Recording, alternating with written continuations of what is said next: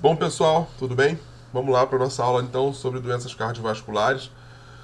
Nessa aula a gente vai abordar um bocado de fisiopatologia, vai dar uma relembrada na anatomia cardíaca, na função cardíaca. Pode parecer para algumas pessoas um pouquinho chato, né? Quem já tem um certo conhecimento sobre isso, mas eu acho importante sempre relembrar, né? A gente não deve deixar para trás nada, porque às vezes na hora de você interpretar um exame, de você entender a dinâmica mesmo de um marcador, a gente precisa ter em mente onde é que aquele marcador se encaixa dentro da patologia, né? E para entender a patologia, nada melhor do que voltar lá na anatomia, na fisiologia, né? Bom, a primeira imagem que eu costumo botar nessas aulas de doenças cardiovasculares é uma imagem que ilustra bem o que é o sistema cardiovascular. É um sistema fechado, onde o sangue circula por veias, por artérias. Ele é impulsionado basicamente pela força cardíaca, né? Pela contração de ventrículos, de átrios. E acho que dá uma dimensão muito boa para a gente sobre a questão da circulação sanguínea como um todo e também da questão dos possíveis potenciais danos que podem acontecer no nosso sistema cardiovascular, que não se limitam à vascularização do próprio do coração, né? As artérias coronarianas, as veias. Muitas pessoas têm uma ideia de que doença cardiovascular ela meio que se limita aos pontos específicos, que na verdade são talvez os mais frequentes, mas não são os únicos, né? Nessa aula a gente vai falar um bocado sobre formação da placa de ateroma, sobre a doença ateromatosa. E a doença ateromatosa, ela acontece em quaisquer artérias, essencialmente as artérias, né? E não se limitam às artérias que irrigam o coração, tá? Então, quando uma pessoa às vezes tem um acidente vascular encefálico, ou um infarto do miocárdio, ou um infartamento de outro vaso em outro local do corpo, isso sim pode ter origem, né? Pode ser sido originado de uma alteração ateromatosa, tá? Então é interessante a gente ver que o sistema ele não é, o coração não está fora, o sistema ele também faz parte, obviamente, do sistema.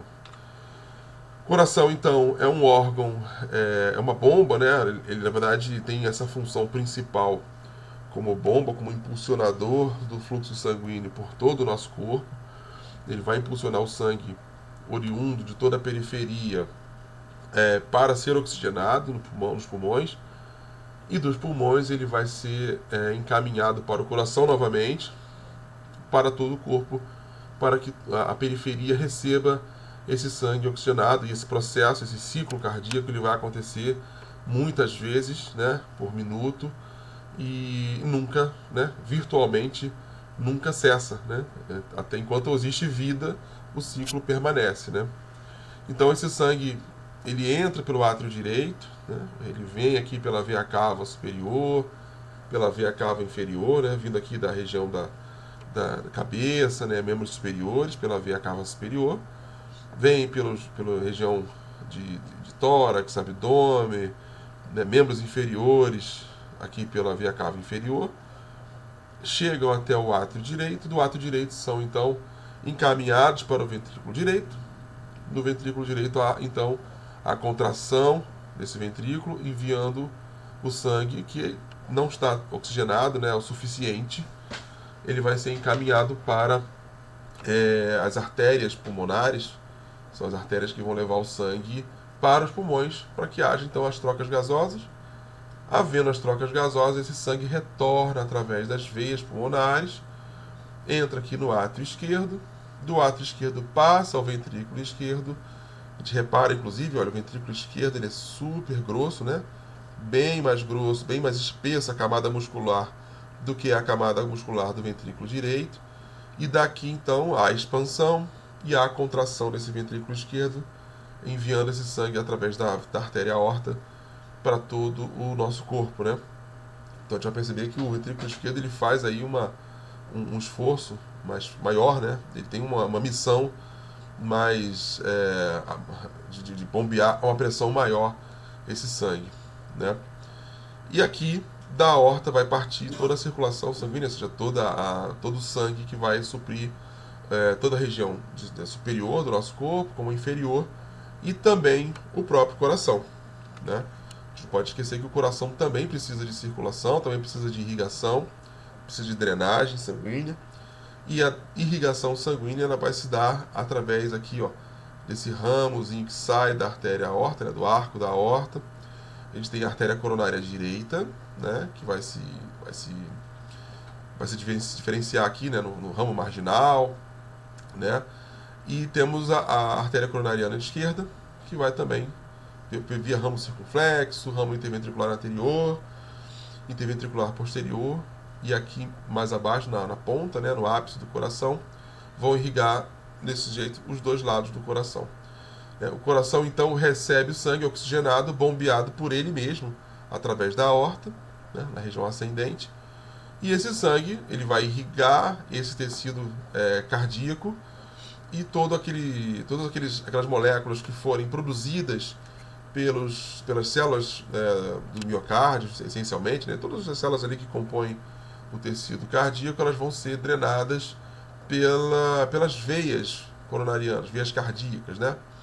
Veia cardíaca parva, magna, enfim, todas elas vão drenar esse sangue, vão cair aqui no seio coronário, e então essa drenagem vai acontecer, ou seja, o coração também recebe o sangue. Muita gente às vezes se esquece, né, que o coração ele é como se fosse o cozinheiro, né, que ele cozinha, faz comida para todo mundo.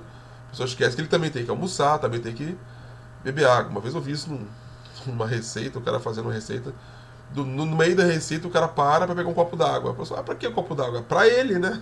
Ele tem sede também. Então o coração também precisa de sangue. Bom, além disso, o coração ele tem esse processo, né, esse ritmo cardíaco que vai justamente ordenar o fluxo sanguíneo, ou seja, o ritmo do fluxo sanguíneo com base no ritmo que o próprio coração vai imprimir nesse sangue que chega e no sangue que sai. Então, o sangue que chega ao coração, ele entra então pelo átrio direito, chega ao ventrículo direito. Nesse momento, então, eu tenho o impulso de mandar uma informação, né, aqui pelo nó sinoatrial, onde eu tenho o início do impulso autonômico, né, do coração, para que haja a contração dos átrios, né, e aí esse sangue ele vai ser efetivamente completado, né, no ventrículo direito, por exemplo, né, falando aqui aos poucos. No ventrículo direito, então, o sangue vai preencher essa câmara, esse ventrículo direito. Por isso que existe esse atraso, né, entre o sinal que vem aqui do nó sinoatrial até ao ventrículo. E aí o ventrículo recebe a informação para haver a contração, mas ele só pode receber essa informação após o preenchimento da câmara cardíaca, no caso do ventrículo, para que depois, então, eu tenha a minha contração, que vem da ponta, daqui para a região atrioventricular, para que o sangue ele seja ejetado, então, via artéria pulmonar e pelo esquerdo, né, até a aorta. O que a gente quer mostrar com essas imagens aqui? O ritmo cardíaco, ou seja, o fluxo sanguíneo normal de entrada, de oxigenação, de retorno pelas vias pulmonares, de reentrada pelo lado esquerdo e encaminhamento para todo o nosso organismo, para a periferia, ele segue um ritmo preciso, né? E esse ritmo preciso depende do bom funcionamento dessas estruturas aqui, né, do coração, do órgão.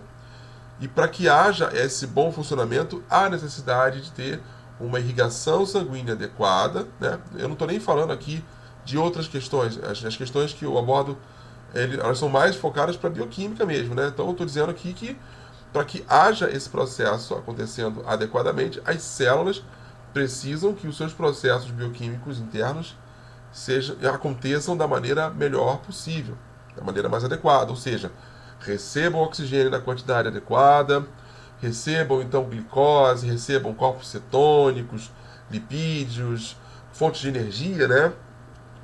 de maneira adequada e também sejam drenados da maneira adequada para poder eliminar, por exemplo, lactato, caso haja um acúmulo, e outras substâncias que sejam aí de interesse de eliminação. Ou seja, eu preciso de uma boa irrigação e de uma boa drenagem para que eu não prejudique esse ritmo cardíaco aqui.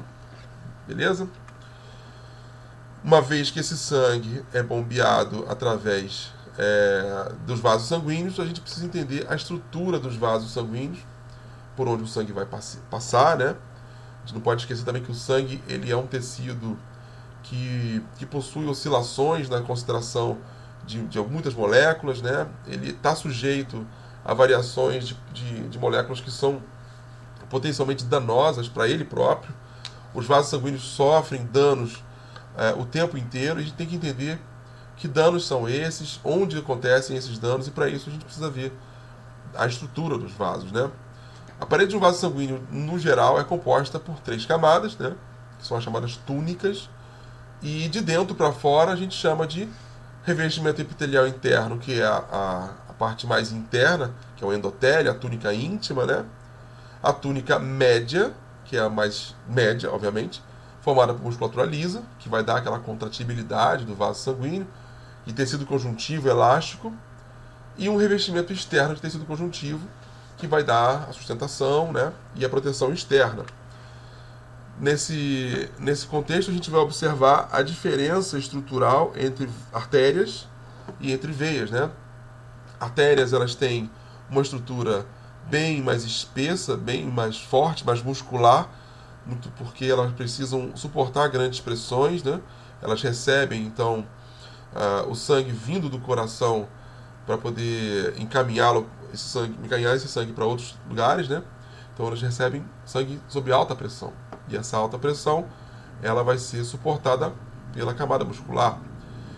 As artérias também respondem a essa pressão alta, expandindo, né? Dilatando e contraindo naquilo que a gente entende aí como uma função acessória à própria função do coração, né?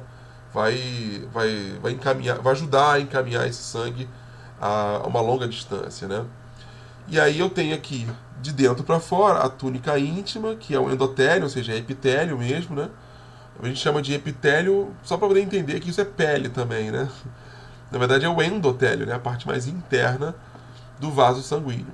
É uma única camada de células, tá? Essas células, elas não estão aqui só revestindo, né, passivamente, elas também respondem a potenciais agressões, elas serão responsáveis, inclusive, por proteger o vaso sanguíneo, né, por interagir com células de defesa, por interagir com outras células e com outras moléculas, né? São capazes de expressar, por exemplo, moléculas que vão auxiliar no processo de defesa quando há agressão aqui ao vaso sanguíneo. Então, a túnica íntima ela tem um papel importante, né, no processo de reparo dela própria. E é nesse processo de reparo que a gente vai perceber que acontece, muitas vezes, né, a própria formação da placa de ateroma. A gente vai ver que fatores são esses que vão estar envolvidos nesse processo de formação da placa. Se isso é um processo natural, né, se o reparo do endotélio é um processo natural, por que acontece então a formação da placa, né? Se fosse assim, aconteceria em todo mundo? Ou será que acontece em todo mundo? Certo? Então, a diferença principal entre artérias e veias, a gente vai olhar, bateu de olho aqui e já viu que a túnica média é muito mais muscular. Beleza? Então, a doença cardiovascular, as doenças cardiovasculares de uma maneira geral, são doenças que acometem o coração e os vasos sanguíneos, e quase que, né, 100%, né, quando a gente fala de vasos sanguíneos, a gente está falando de artérias. Né? A gente fala muito menos de veias do que de artérias. Os órgãos mais afetados pela doença arterial são o coração, obviamente, por ser a bomba impulsionadora, né, que a gente vai chamar de doença arterial coronariana. O cérebro também, né, doença cerebrovascular. E os membros, na doença arterial periférica. O pessoal às vezes pensa que isso acontece no coração. Não, pode acontecer em qualquer lugar. A doença cardiovascular vai cursar, então, com falha no impulsionamento do sangue por algum motivo, por obstrução, por falha na condução, por falha no ritmo cardíaco. Isso pode acontecer por defeito congênito na estrutura do coração, né? Nas doenças parasitárias também, na doença de Chagas, por exemplo, né? Que vai causar aquele edema de ponta que a gente fala lá na parasitologia, né? O coração vai ficando cada vez maior. Nas alterações de fluxo sanguíneo, de maneira geral, nas tromboses, por exemplo, e nas alterações cardíacas por morte celular, que é o infarto, que é o nosso objetivo aqui da nossa aula. O infarto do miocárdio, então, vai ser definido como uma necrose do miocárdio em uma condição consistente com isquemia.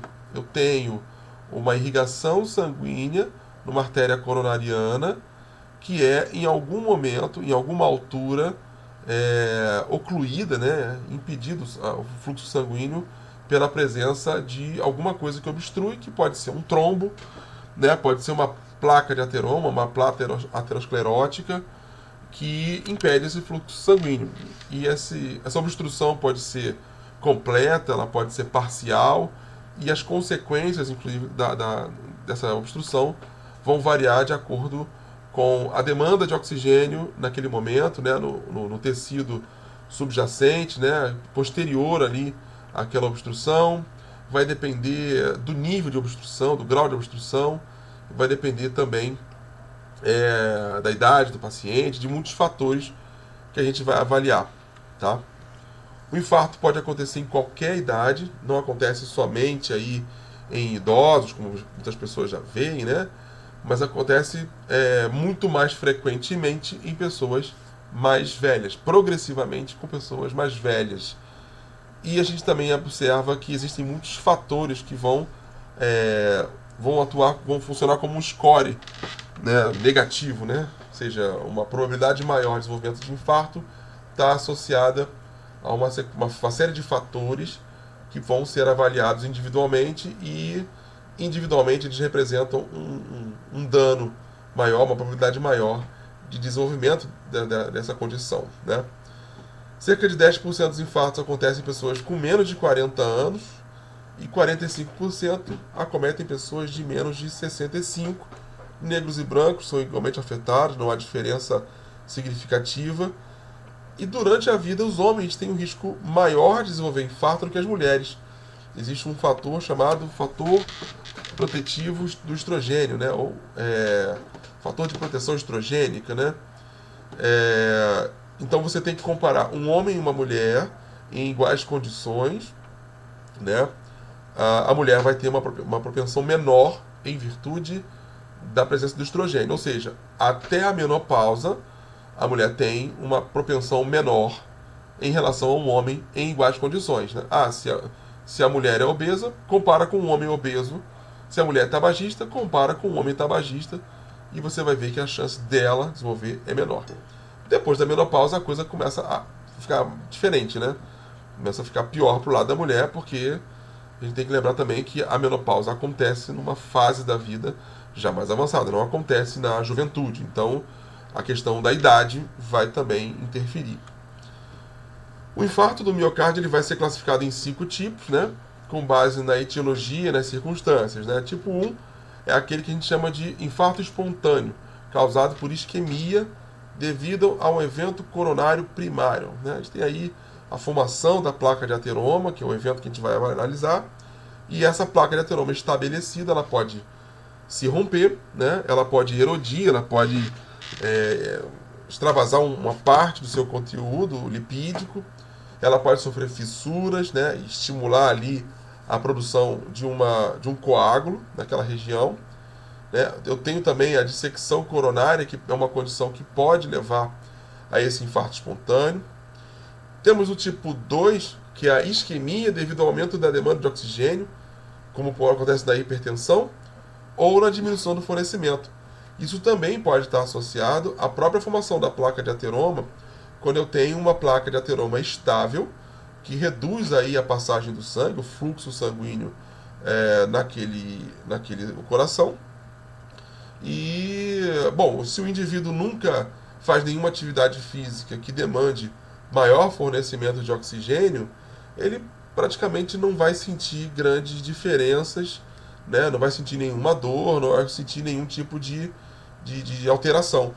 Mas no momento que ele faz alguma atividade física um pouquinho mais intensa, e a gente vai ver os chamados atletas de fim de semana, né? Pessoal que nunca faz atividade física nenhuma, não corre, não joga, só trabalha, né? Só fica sentado trabalhando. A pessoa resolve jogar um futebolzinho com a galera no fim de semana, no aniversário, no fim de ano da empresa. E aí, nesse fim de ano, o cara vai lá, joga, passa mal. Pô, não, fiquei mal à beça. Eu lembro sempre do caso do humorista, do Bussunda, né? Ele era um cara que tinha vários fatores de risco ali associados, né? Sobrepeso, eu não me lembro se ele era tabagista, mas com certeza etilista era, ele gostava de uma cervejinha. Enfim, tudo isso contribuiu, né, para poder ele ter todo um arcabouço, né?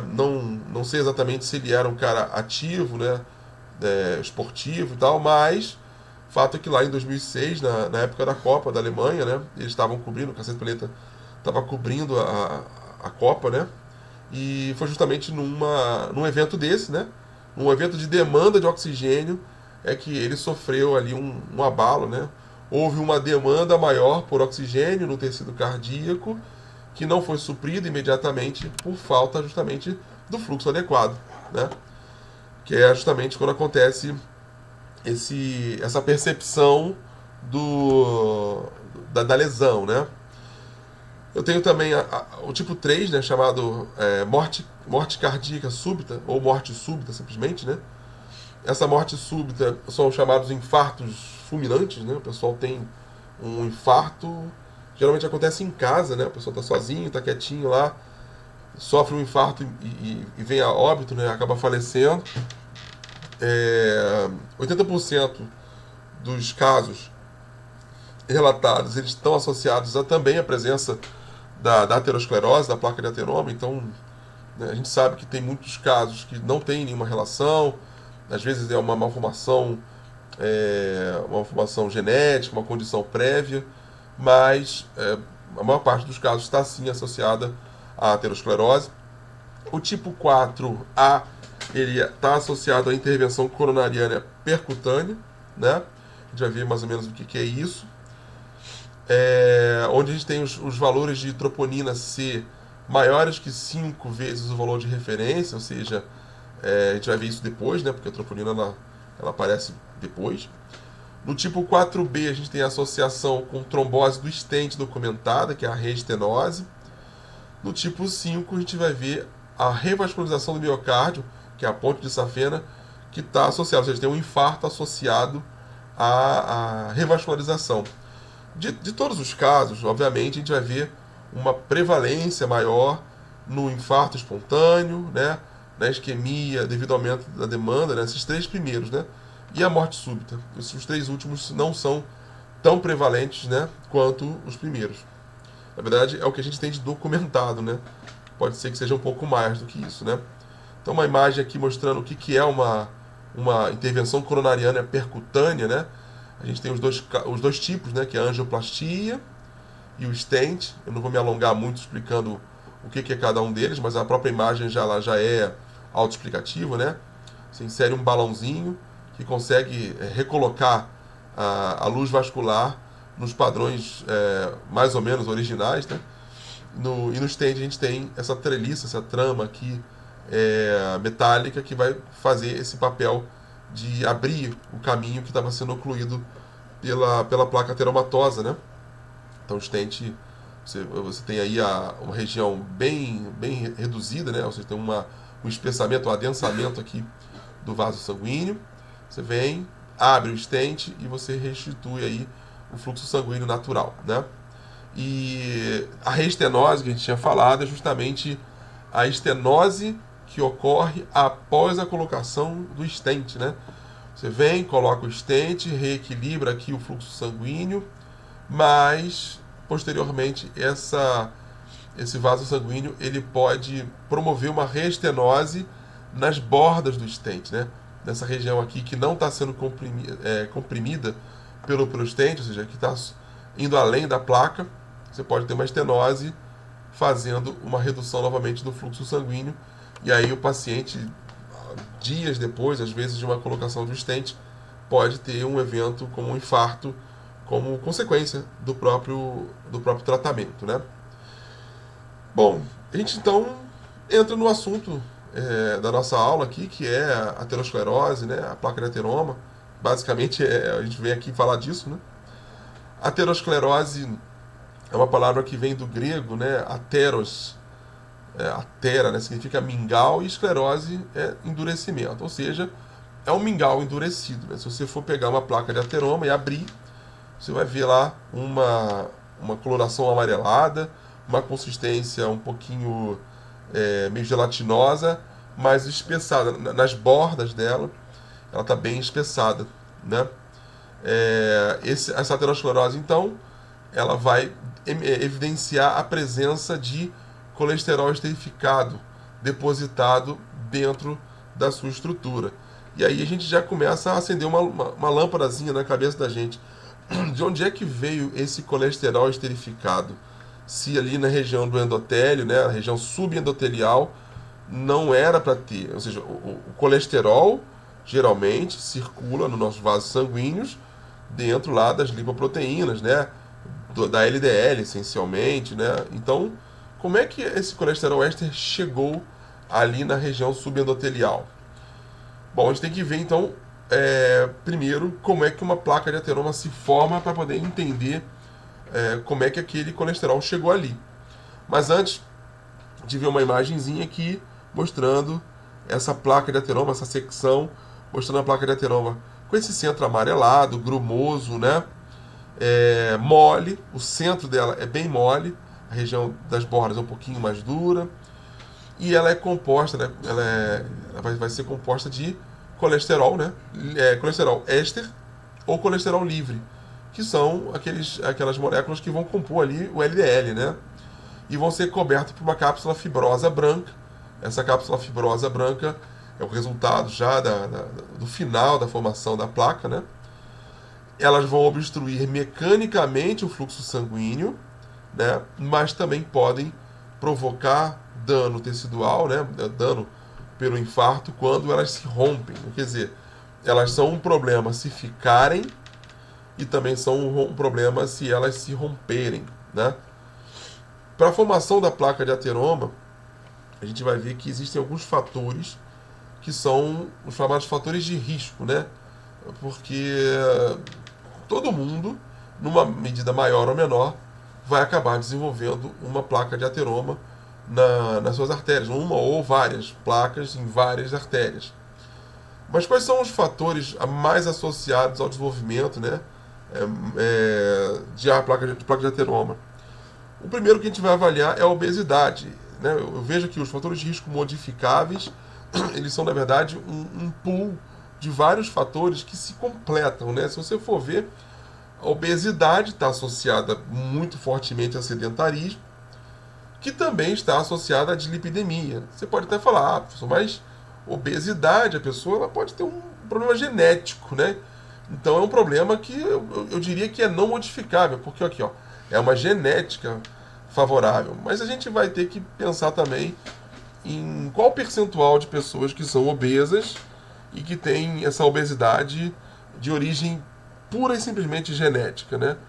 Talvez a gente encontre um valor que não seja tão satisfatório assim para nossa teoria, né, de que o fator obesidade seria plenamente genético.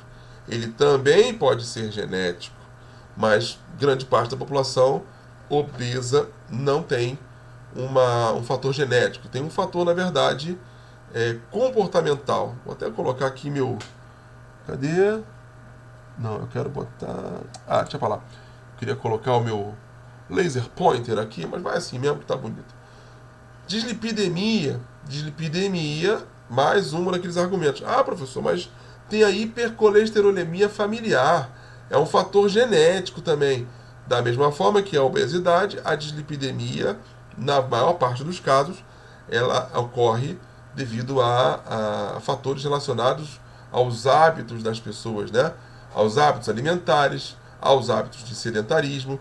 Estão associados também muito fortemente ao diabetes mais precisamente ao diabetes tipo 2, que está associado também à obesidade, que está associado ao sedentarismo, à dislipidemia. Temos a hipertensão. A hipertensão é um fator que também está associado ao diabetes, à obesidade, todas elas vão se completando. O estresse, que também pode estar associado à elevação da glicose, né? Posteriormente ali a elevação do cortisol. Essa elevação de glicose aumenta a produção aí de lipídios a partir do fígado, produzindo também mais colesterol, enfim. Tudo isso vai contribuir para o aumento da circulação de lipoproteínas, né? Mais especificamente aí o LDL, levando a uma chance maior de desenvolver placa de ateroma também. O álcool também, ele é um fator pró-oxidante, assim como o próprio estresse e a hipertensão, né? O tabagismo, um fator pró-oxidante, a gente vai entender o papel dos radicais livres, né? Das moléculas oxidantes no desenvolvimento da placa de ateroma. E todos esses fatores são chamados então de modificáveis, porque você pode intervir aqui nesses fatores e tentar minimizar o problema, né? Tentar desacelerar a evolução dessa placa, né? Entre os fatores não modificáveis, nós temos a idade, o gênero e a genética. Vamos dar uma olhada agora, então, nesses fatores não modificáveis, né? Como a gente falou, a idade ela influencia bastante. Quanto mais jovem, menor a propensão à formação da placa de ateroma. A placa ela vai crescendo com a idade, obviamente, né? Se a gente não levar em conta fatores como a genética do indivíduo, né? O indivíduo pode ter, por exemplo, como eu falei, a hipercolesterolemia familiar, que é uma deficiência lá nos receptores de LDL que as células dos indivíduos podem ter, que vão levar a um acúmulo, ou seja, um aumento da circulação de LDL no nosso organismo e vão dar mais chance, né? Ou seja, vão ensejar mais a entrada dessa LDL ali numa região subendotelial de um vaso sanguíneo. Quer dizer, eu tenho casos, por exemplo, de pacientes que vão desenvolver placa de ateroma muito jovem, muito precocemente, e podem, inclusive, infartar com pouca idade. Então, a idade por si só, ela é um fator, né, que vai ser desfavorável quanto mais velho você é. Entre 40 e 60 anos, por exemplo, a incidência de infarto aumenta 5 vezes, né? Se você associar a idade ao gênero, né, você tem um fator, né, potencializado. Considerando o gênero por si só, mulheres até a menopausa são protegidas, como a gente já falou, né, mais protegidas da aterosclerose em relação aos homens em iguais condições, né? Mas na menopausa a incidência de doenças aumenta, em idades avançadas vai até exceder a ocorrência nos homens, né? A questão genética, né? Você tem que avaliar os antecedentes familiares, né? Você tem que avaliar a ocorrência de infartos, né? De doenças coronarianas, cardiovasculares na família, para ver a probabilidade desse indivíduo também desenvolver, mas não são tão significativos assim quanto outros fatores, como os fatores modificáveis, né?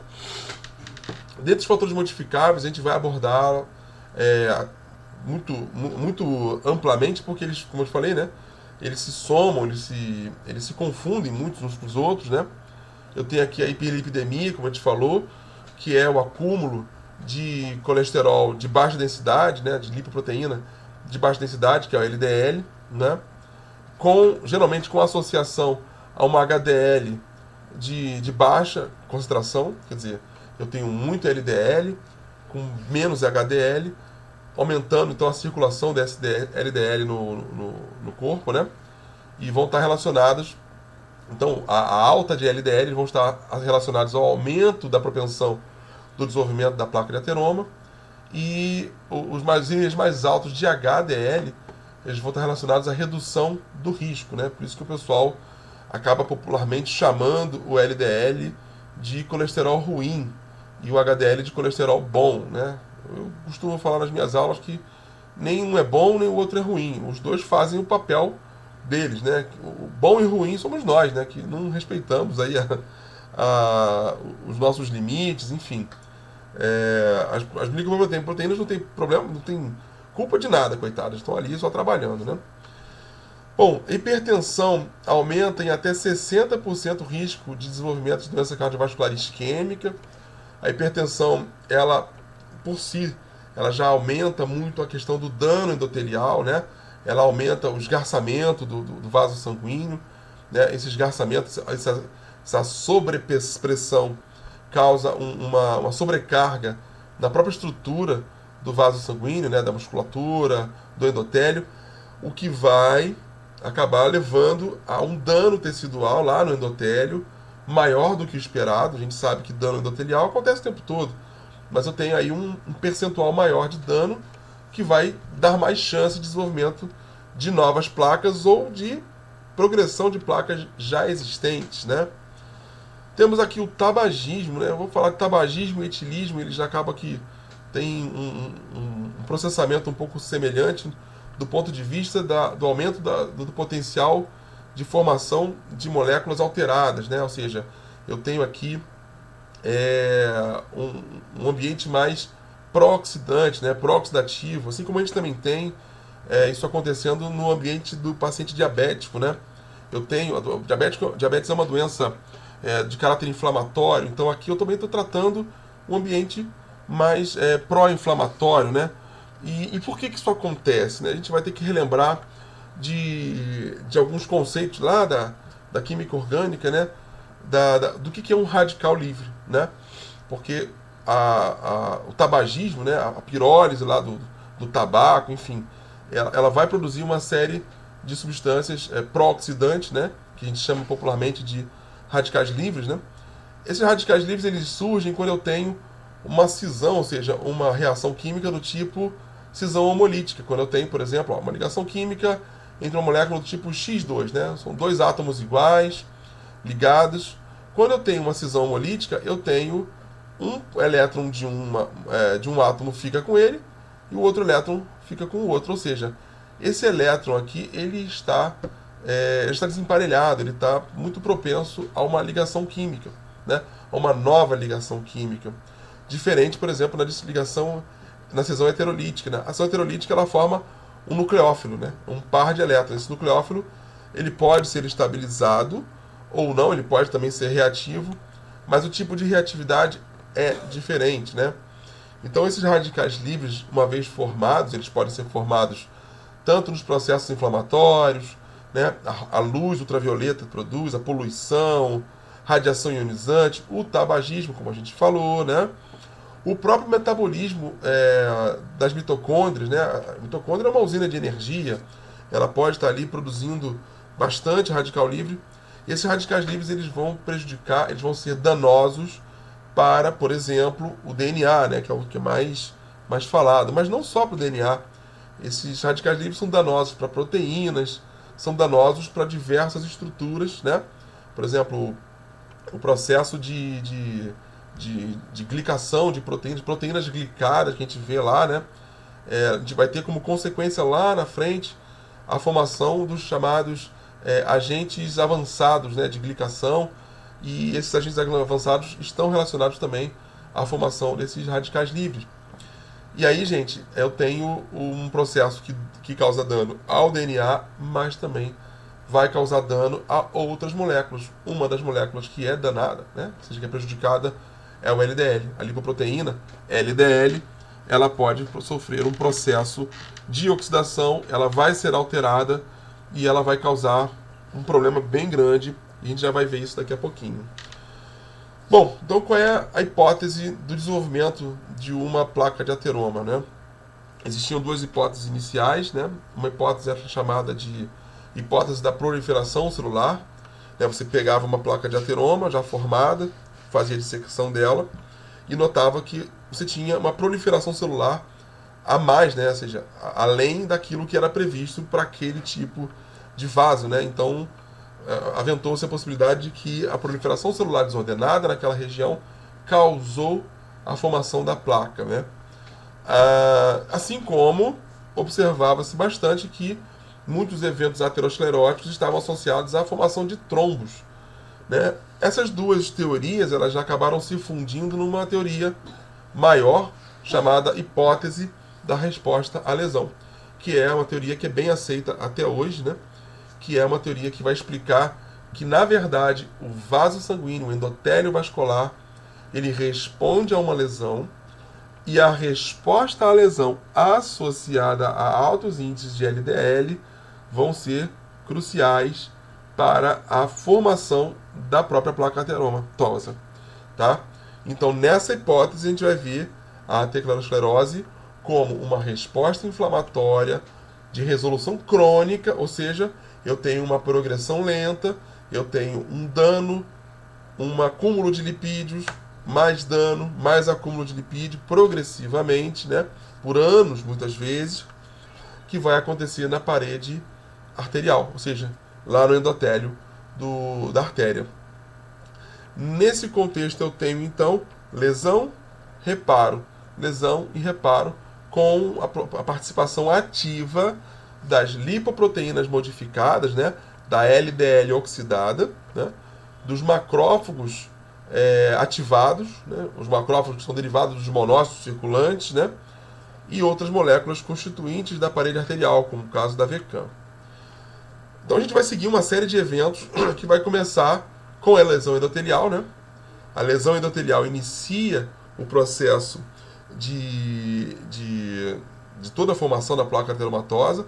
Quero deixar claro que a lesão endotelial por si só não é a grande causa da formação da placa de ateroma, uma vez que se você pegar um indivíduo que tem uma lesão endotelial, mas não tem os outros fatores que levam à formação da placa, essa lesão endotelial ela vai se iniciar, né? Ela vai sofrer ali um reparo e vai finalizar na regeneração tecidual.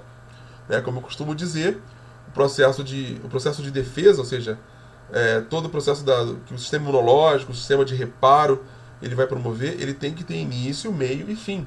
Né? Se eu tenho um início, tenho um meio e ele se prolonga, eu tenho uma cronificação. E essa cronificação é que é o problema. Né? Então, lá na lesão endotelial, eu vou ter, naturalmente, aumento de permeabilidade vascular, eu vou ter adesão de leucócitos, vou ter adesão de monócitos que vão ali migrar para a região subendotelial, vão se transformar em macrófagos, né? E no momento que eu tenho aquela lesão endotelial acontecendo, eu tenho, imagina, o sangue do indivíduo está cheio de lipoproteínas do tipo LDL, e especialmente das suas formas oxidadas, né? E essas formas oxidadas elas vão adentrando ali pela região onde houve aquela lesão endotelial.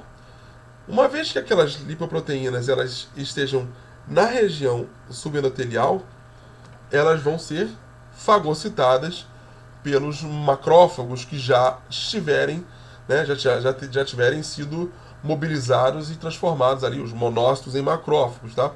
Que é o que vai acontecer aqui nessa terceira etapa, né? A adesão dos monócitos ao endotélio. Esses monócitos migram para a íntima, se transformam em macrófagos, os macrófagos vão fagocitar essa LDL, vão ficar tão cheios de gordura que vão se transformar nas células espumosas, nas famosas foam cells, né? Depois eu vou ter a progressão do processo de reparo, que é a adesão plaquetária. A própria adesão plaquetária vai gerar a liberação dos fatores das plaquetas, isso acontece naturalmente, né?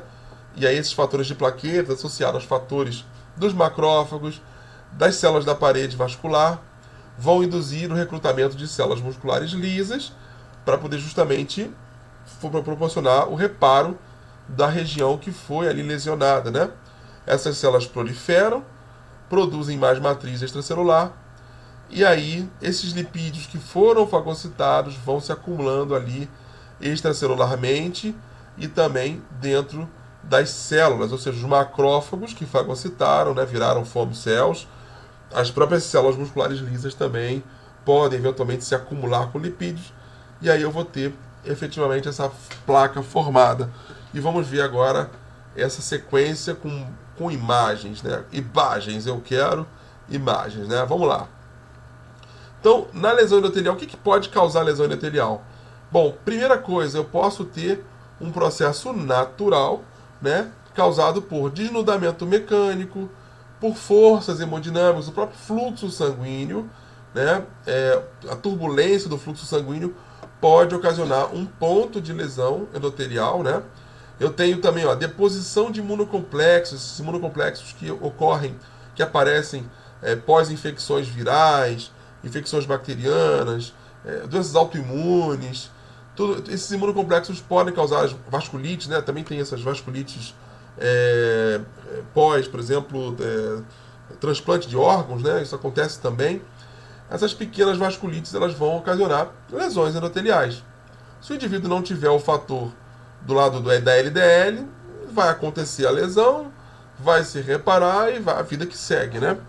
Posso também ter irradiação, tem substâncias químicas, drogas, né? Tudo isso vai resultar no quê? No espessamento, né? Eu tenho uma resposta àquela agressão, eu tenho a defesa e o espessamento da íntima. Quando eu tenho a dieta rica em lipídios, esses lipídios se acumulam aqui na região subendotelial, né? Então, quais são esses fatores que vão levar a essa lesão endotelial crônica? A hiperlipidemia, a própria presença dos lipídios causa aí um dano contínuo a esse endotélio. A hipertensão, como a gente falou, né? Você tem aí um aumento do esgarçamento mesmo do próprio vaso sanguíneo. Ele está sob uma pressão maior do que a esperada, né? Do que aquela que ela está acostumada. O tabagismo, como a gente disse, né? Produzindo ali radicais livres. A presença da homocisteína, a hiperhomocisteinemia, a gente vai falar sobre isso lá no final da aula, que é um marcador bem interessante, né?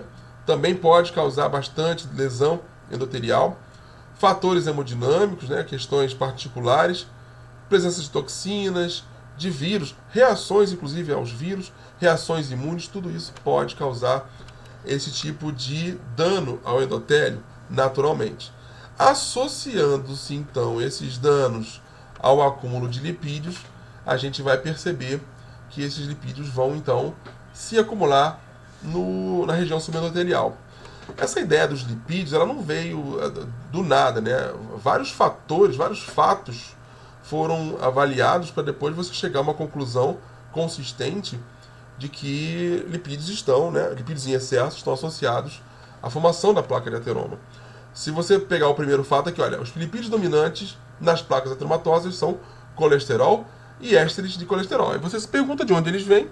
Cara, eles na verdade circulam no nosso corpo nas lipoproteínas, essencialmente na LDL. Bom, então, primeiro fato. Segundo fato, defeitos genéticos na captação e metabolismo de lipoproteínas, causando hiperlipoproteinemia, estão associados a uma aterosclerose acelerada e muitas vezes precoce, como acontece na hipercolesterolemia familiar. Então você já vê, uma condição genética que eleva a concentração de LDL no sangue de um indivíduo, mesmo jovem, esse indivíduo jovem desenvolve doença ateromatosa.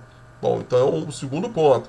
Terceiro ponto, outros distúrbios genéticos ou adquiridos, como diabetes mellitus, hipotireoidismo, também causam aterosclerose prematura. Ou seja, se eu tenho um fator acelerador, esse fator aumenta então a propensão à formação da placa. Análise epidemiológica. Você pega aí a frequência de ocorrência da população, mostra uma correlação significativa entre a intensidade da aterosclerose e os níveis de colesterol total ou de LDL no plasma. Indicando o seguinte, cara, quanto mais LDL você tiver... O que eu quero dizer com esse slide é só isso.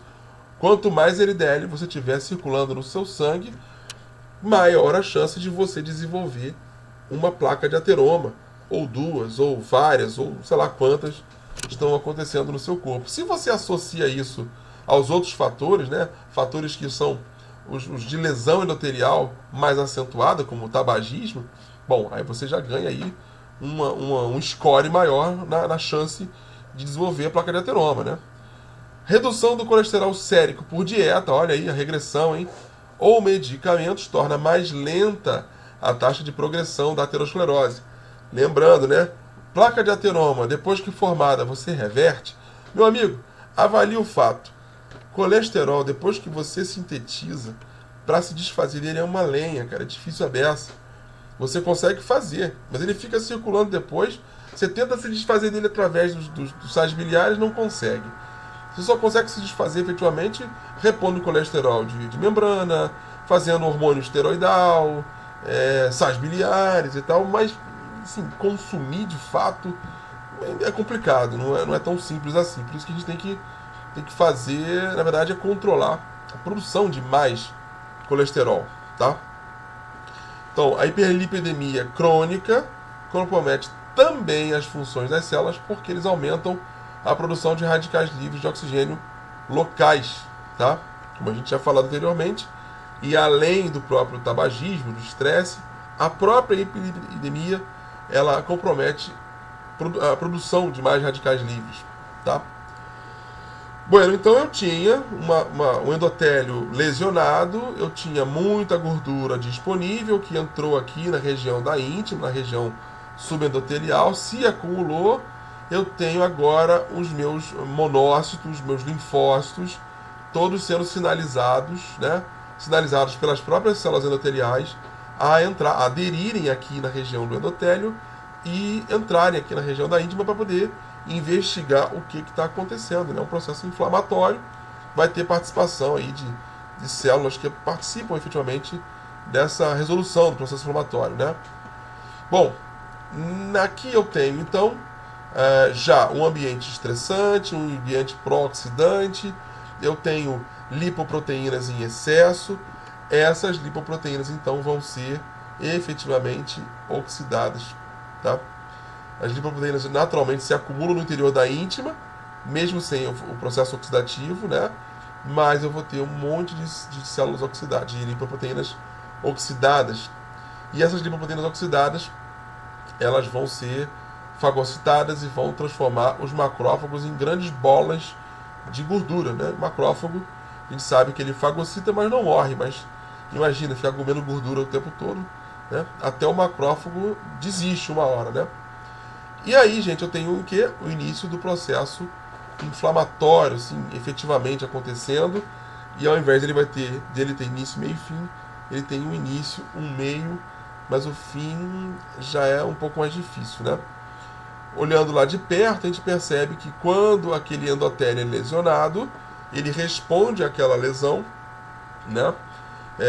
Expressando aqui o CD106, né, que é o VCAM, ou molécula de adesão a células vasculares do tipo 1, né, que elas vão funcionar como uma cola, como um velcro para monócitos e para linfócitos, tá? Linfócitos T.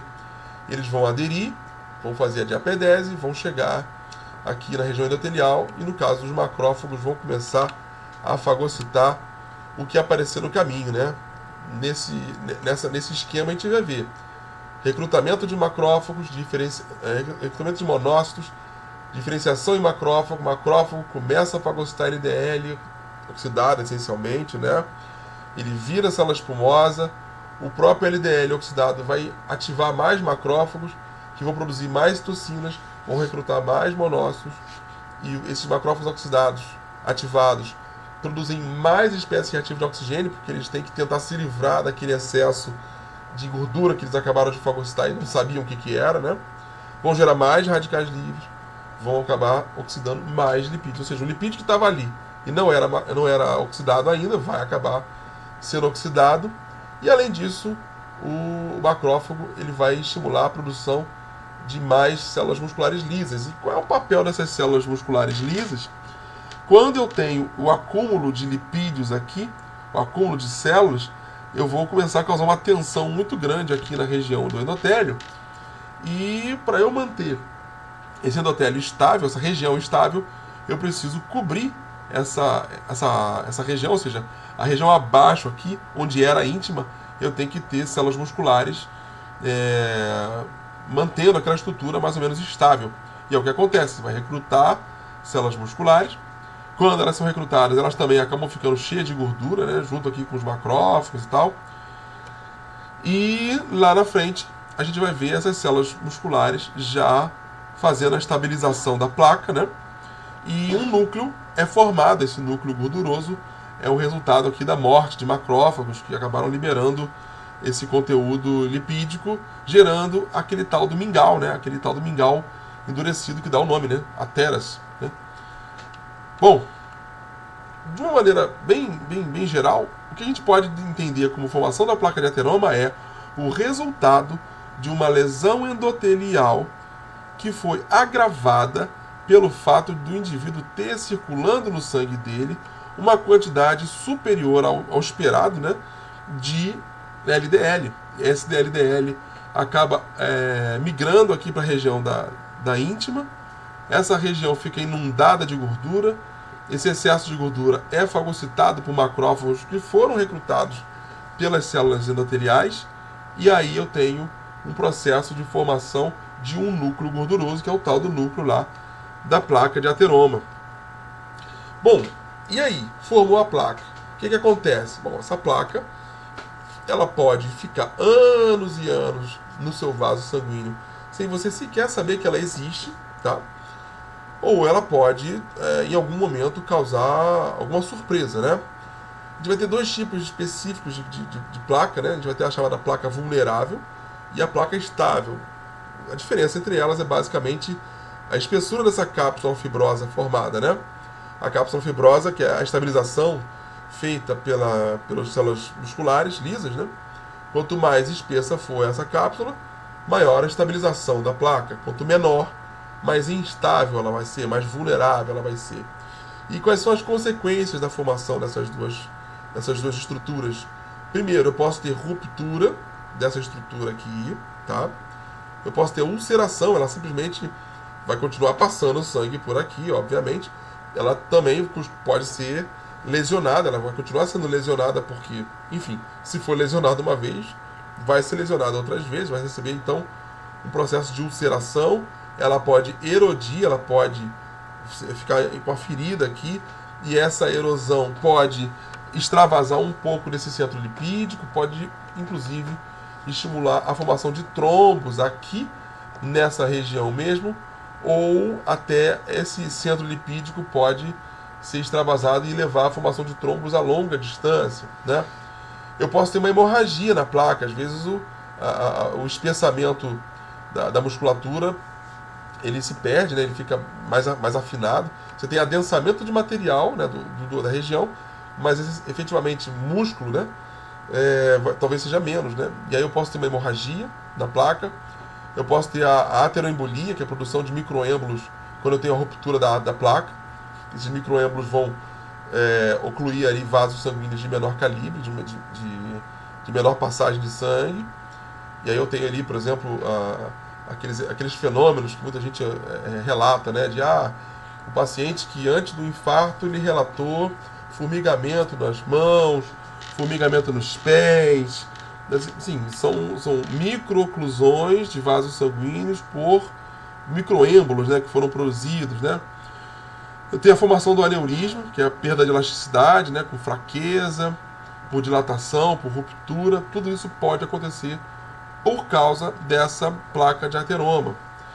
Bom, se isso acontece numa artéria coronariana, efetivamente, uma oclusão, né, uma redução do fluxo sanguíneo, eu tenho então uma região posterior àquela oclusão que vai receber menos sangue.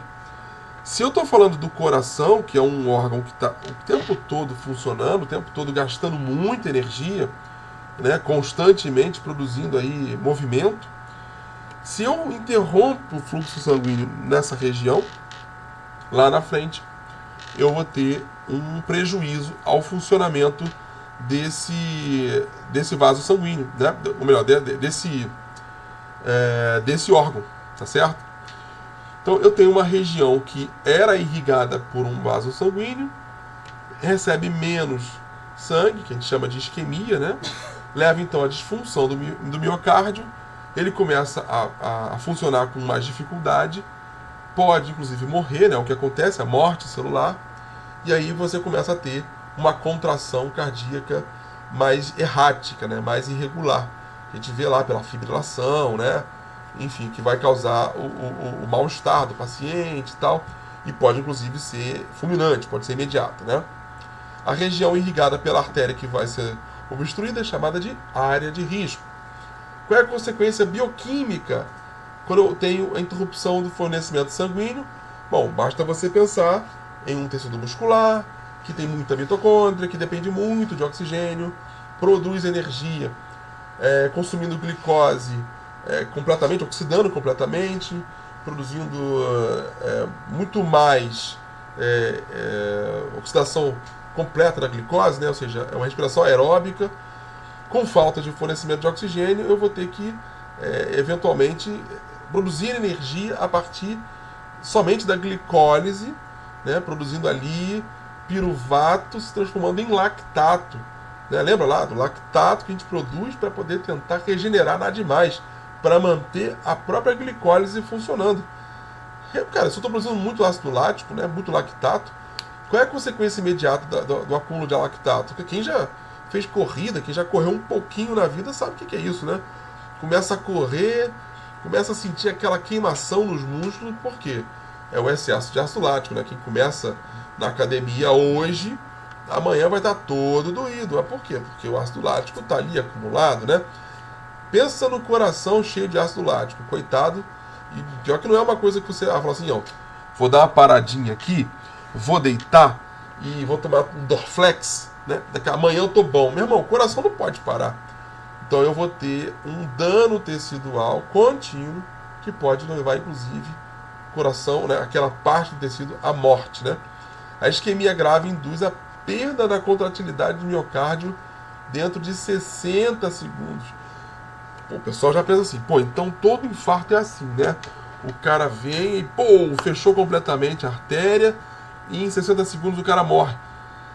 Não, na verdade, em alguns casos eu tenho oclusão completa das artérias coronarianas, né? Em outros casos eu tenho oclusão parcial e aumento de demanda de oxigênio, porque o cara, sei lá, deu uma corrida, jogou um futebol. Você tem uma miríade de situações que vão explicar as diversas situações que vão envolver os infartos, né? Os infartos podem ser fulminantes, como a gente viu lá, né? Podem ser fulminantes, podem demorar muito tempo, enfim. Vamos ver aqui um processamento mais assim geral, né? Vamos lá, eu vejo aqui uma artéria coronariana, né? Esquerda. A gente vai falar muito da esquerda porque é o lado onde eu tenho o ventrículo esquerdo que manda sangue para a aorta, ou seja, ele é mais muscular, ele manda sangue para o corpo todo, né? Então eu tenho aqui oclusão da artéria coronariana, né? Uma oclusão aguda, né? Com essa oclusão aguda, eu tenho consequência, né? Daqui na minha região muscular, na região do miocárdio, eu tenho uma difusão aqui desse sangue, ou seja, desse material, desse conteúdo todo de glicose, de oxigênio, que vem através da artéria coronariana. Eu vou ter progressivamente necrose do meu tecido, né? Aqui, ó, tempo zero, tá tudo bem, né? Minha zona de perfusão está sendo gradativamente privada de oxigênio e de outros nutrientes. Com 2 horas de redução da perfusão, eu já tenho uma necrose significativa. Com 24 horas, eu posso dizer que eu tenho uma necrose completa nessa região, né? Então, em 24 horas, eu tenho então a necrose total dessa região. E aí, bom, então significa que o infarto pode demorar? Sim, infarto pode demorar bastante tempo. A pessoa pode, na verdade, não ler os sinais do infarto. O infarto está começando, a pessoa está passando mal, está com mal-estar, está com falta de ar, né? Nem sempre é aquele infarto que vem, bate e mata, né? Então é muito importante saber ler esses sinais para que você, o mais rápido possível, procure o atendimento adequado, né? Bom, então a gente vai ver agora efetivamente os nossos biomarcadores do infarto do miocárdio. Se eu estou falando que eu tenho elementos que vão piorar a situação, né, que vão dar mais chance do indivíduo desenvolver uma placa de ateroma, eu posso avaliar a suscetibilidade daquele indivíduo em desenvolver uma placa de ateroma e, por consequência, a maior probabilidade de desenvolver um infarto do miocárdio. Então eu tenho os chamados marcadores de suscetibilidade. Eu tenho também os marcadores de lesão muscular cardíaca, ou seja, isso é o antes do infarto, suscetibilidade. Eu tenho os marcadores de lesão muscular, ou seja, é o durante, E durante o processo de lesão da célula cardíaca, o que vai acontecer, o que vai ser extravasado da célula cardíaca. E eu tenho os chamados marcadores de ocorrência, né? O pós-infarto. E agora? Antigamente, não sei se vocês lembram, não sei se são dos anos 80, quem está me escutando aí nessa aula, tinha um programa na Rádio Globo chamado Alerta Geral.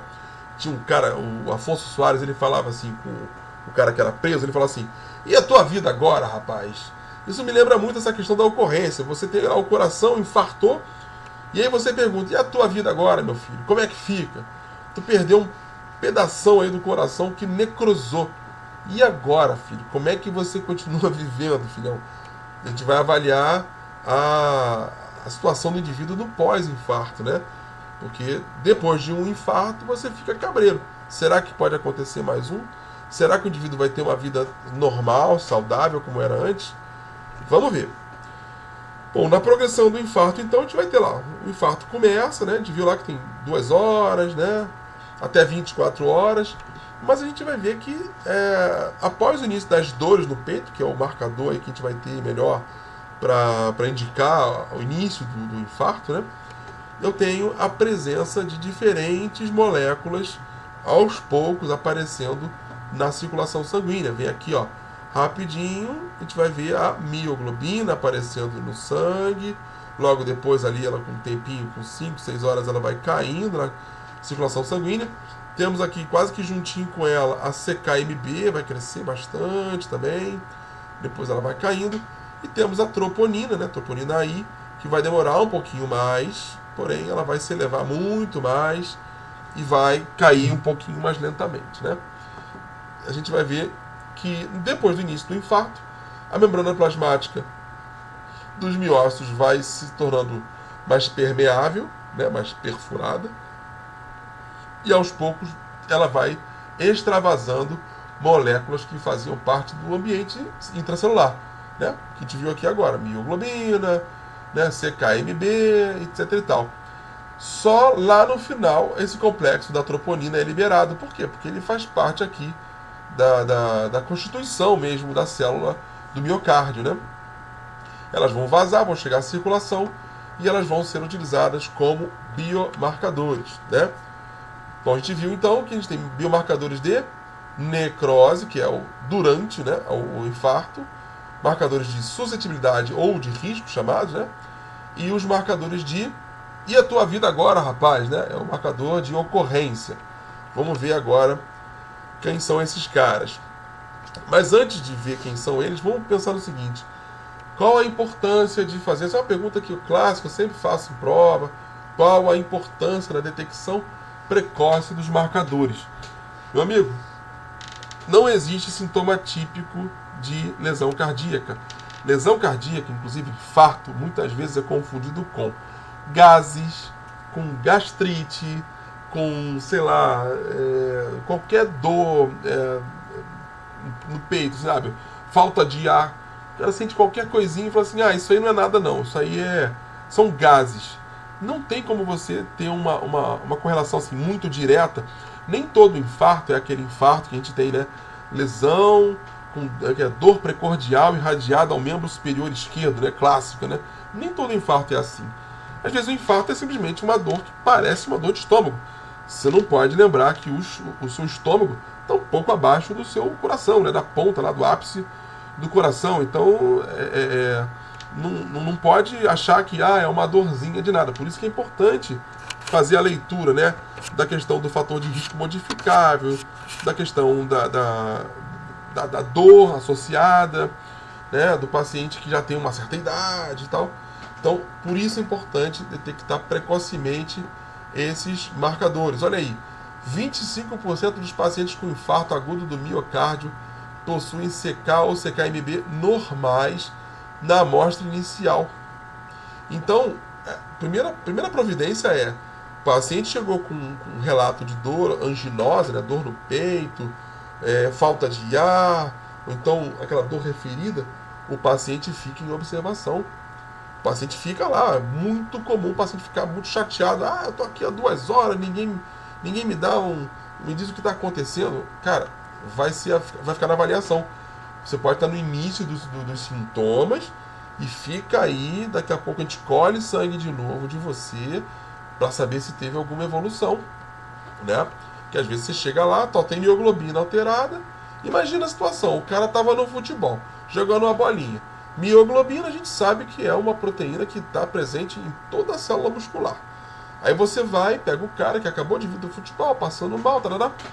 Pô, mioglobina está alterada. Beleza, parabéns. O que isso significa? Ainda não significa um diagnóstico fechado. Por isso o paciente fica ali em observação. Beleza? Vamos falar então dos marcadores da lesão muscular cardíaca, né? Quando a gente avalia esses marcadores, a gente olha para os tipos, né? A gente percebe um pequeno problema, né? Eles são comuns a tanto a musculatura esquelética quanto a musculatura cardíaca, né? Mas a gente vai conseguir se encontrar aqui nesses marcadores e avaliar uma forma de diferenciar uma lesão muscular cardíaca de uma lesão muscular esquelética, né? O primeiro marcador que a gente vai ver aqui, né, é a creatina quinase, é uma proteína muito importante, uma enzima muito importante para a produção de fosfatos de alta energia, né? Eu gosto muito de mencionar o fato de que o tecido muscular é um tecido que depende de energia o tempo inteiro e, portanto, ele precisa ter alternativas a pura e simplesmente armazenar energia na forma de ATP, né? Produzindo energia na forma de ATP e acabou, né? Ele precisa ter um pouco a mais, porque ele tem uma demanda maior, né? Imagina uma célula muscular esquelética, por exemplo, demandando ali uma explosão muscular. Ela vai precisar muito rapidamente produzir uma quantidade brutal aí de ATP, né? A gente sabe que o ATP ele é uma molécula importante, mas ao mesmo tempo ele é limitante para a produção dele próprio, né? Ele inibe a glicólise, né? Ele é modulador negativo da glicólise. Então imagina, se eu quiser acumular ATP para eventualmente precisar fazer um esforço físico maior, pô, não vai ter condições, eu não consigo armazenar tanto quanto eu gostaria. Por isso, a gente tem esse expediente da creatina quinase, que pega a creatina, né? Fosforila essa creatina a partir de um fosfato aqui do ATP, né? E transforma em creatina fosfato, né? Pega o ATP e transforma em ADP e mais a creatina fosfato. Essa creatina fosfato, ela tem fosfato, tem a ligação fosfato também, né? Essa ligação fosfato, ela pode ser utilizada para fosforilações que a célula precise e não interfere na quantidade de ATP que a célula está produzindo. É uma estratégia muito inteligente. Logo, essa creatina quinase vai ter um papel muito importante em tecidos que demandem muita energia, como é o caso do tecido muscular esquelético, tecido muscular cardíaco e também do sistema nervoso central, que precisa de bastante energia, né? A creatina quinase é uma enzima que é um dímero, né? Ela tem duas subunidades, a subunidade B e a subunidade M. A subunidade B, então, quando você tem um dímero do tipo homodímero, né? B e B, você tem aí uma isoforma da creatina quinase que tem muito maior frequência de aparecimento no tecido nervoso, né? No sistema nervoso ali, no cérebro. Ao passo que o homodímero, né, de M, ou seja, MM, ela é muito mais frequente no tecido muscular esquelético e o heterodímero, né, MB, ela é mais frequente no tecido muscular cardíaco, tá? Popularmente é chamada então de CK1, CK2 ou CK3. É um outro nome aí que você pode observar aparecendo numa prova de concurso ou mesmo num exame, tá? Bom, vamos ver uma coisa engraçada. A gente fala assim, CKMB é específica do coração. Vamos avaliar essa situação? Primeiro, CKMB ela não é específica do coração. O que a gente vai avaliar? Coração, assim como o músculo esquelético, né, ele tem predominância de CKMM. Olha isso. CKMM é a isoforma mais prevalente, né, em todos os tecidos do coração, músculo esquelético, né? Tirando aí o músculo liso e essa galera aqui de baixo que é CKBB, né? Enfim. Então, eu penso o seguinte: como é que eu consigo diferenciar a musculatura esquelética de uma lesão na musculatura esquelética, de uma lesão na musculatura cardíaca. Cara, a melhor forma que a gente encontra aqui é avaliando a presença da CKMB. Significa o seguinte: CKMB ela aparece no sangue. Quando ela aparece no sangue, qual é a probabilidade dessa CKMB ter vindo, por exemplo, da musculatura esquelética? É baixa. Aqui, ó, tem 3% aqui nas fibras do tipo 1, 1% nas fibras tipo 2, né? E nos outros tecidos também é muito mais baixo. Significa que recai basicamente sobre a CKMB. A CKMB é a presença dela em relação a uma lesão no músculo cardíaco. Bom, isso está falado. Agora, vamos para um fato interessante que a gente vai, se você for olhar lá na bibliografia, lá no Henry principalmente, né? Ele vai dizer para a gente o seguinte: olha só, não é que a CKMB ela tá ali aparecendo na 22%, ela responde por 22% da atividade de creatina quinase do coração. Não é isso. O que a gente tem é que quando você tem um coração lesionado, infartado, sofrendo um dano, esse coração começa a produzir mais CKMB. Olha isso. Então, significa que se eu pegar um coração perfeitamente íntegro, 100% zero bala, ele talvez não tenha presença de CKMB? Provavelmente isso vai acontecer. Então, esse indício foi dado lá algumas décadas atrás, não é de hoje que a gente sabe isso, mas o fato para nós assim, de laboratório, o que conta efetivamente é saber que quando eu tenho elevação de CKMB, essa elevação ela significa, né, uma lesão cardíaca. Né? Ela vai significar muito mais, provavelmente, uma lesão cardíaca do que lesão em qualquer outro local. Tá certo? Bueno, a CK, então, a gente vai avaliar a CKMB, claro, né?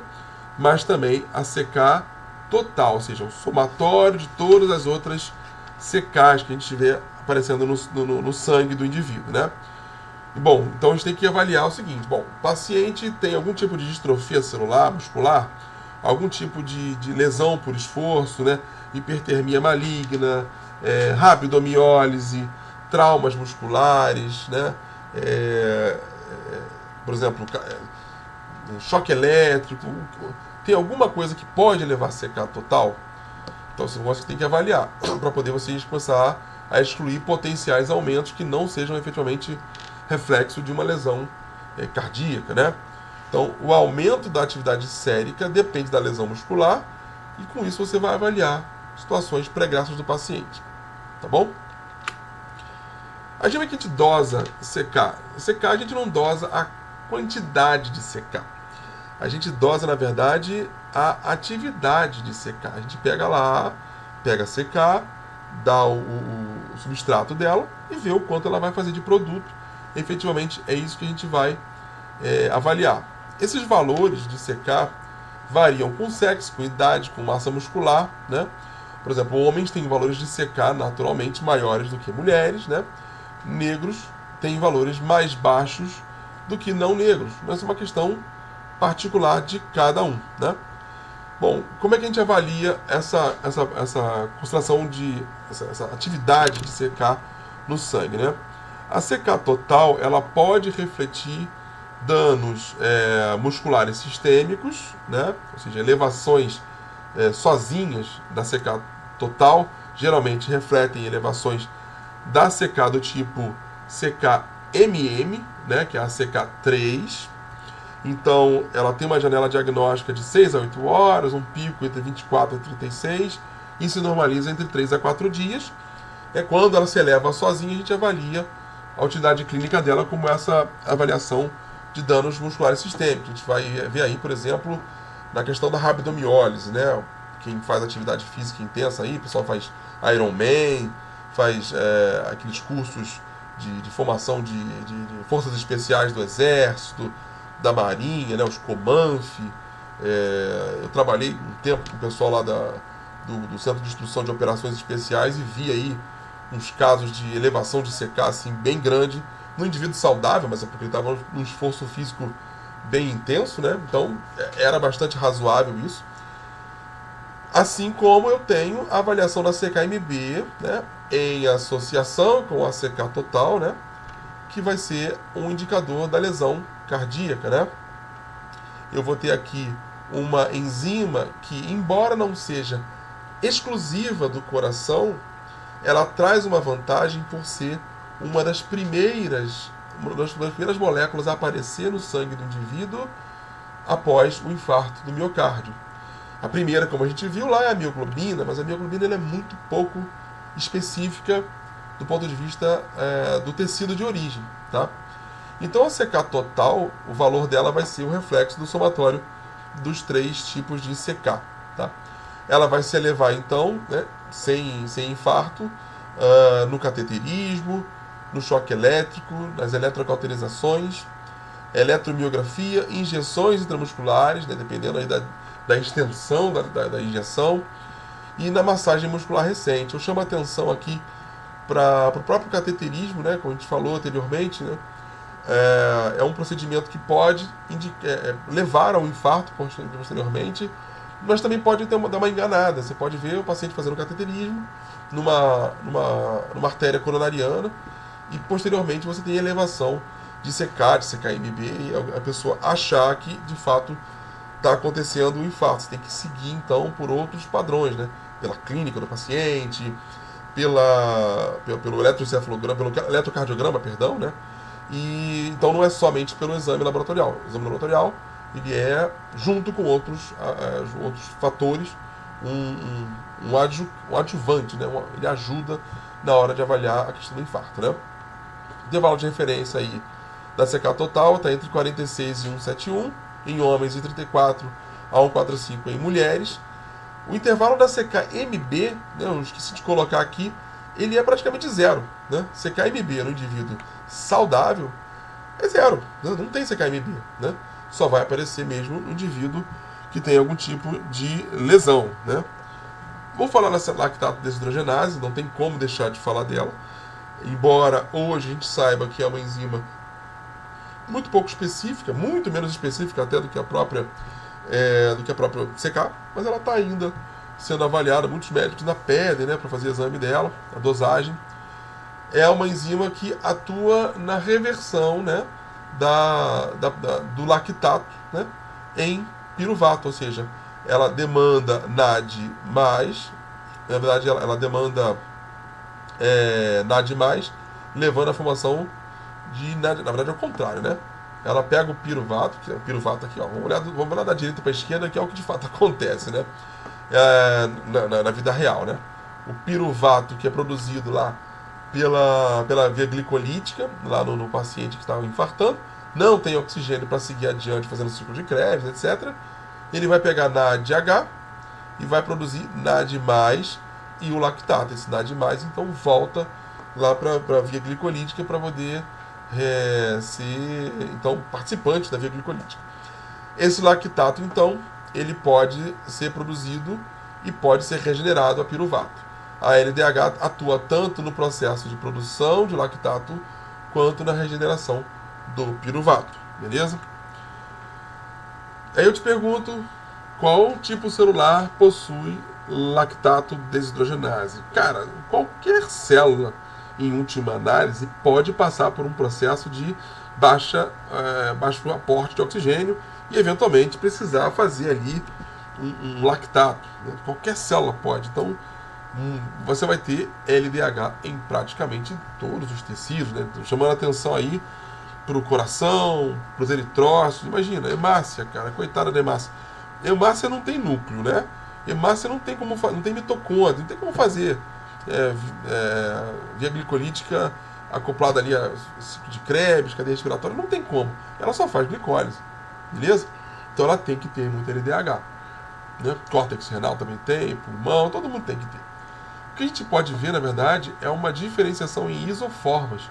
Eu tenho 5 tipos de isoformas, né? LDH 1, 2, 3, 4 e 5, sendo que LDH 1 e 2 são as mais prevalentes no coração, mas também são as mais prevalentes nos eritrócitos, no córtex renal também, de certa forma.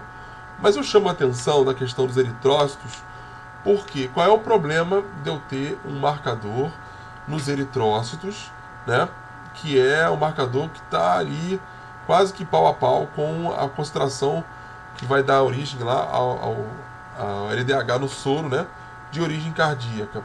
O problema é o seguinte: se eu tiver um infarto, né, de um paciente lá infartou, esse infarto eleva LDH, tá? Beleza, aí o paciente vai lá fazer a coleta. A gente sabe que na hora da coleta, ou mesmo depois, né, no processamento da amostra, eu posso ter a tal da hemólise, né? O pessoal às vezes não estou nem considerando que o paciente tem ali uma condição, uma fragilidade osmótica, não estou nem levando em consideração isso não.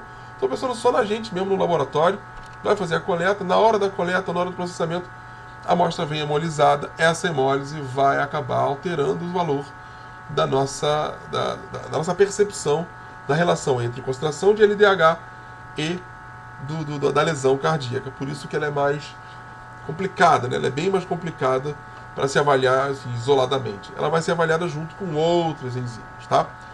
Qual é o significado clínico da LDH elevada? Bom, está associado ao infarto, né?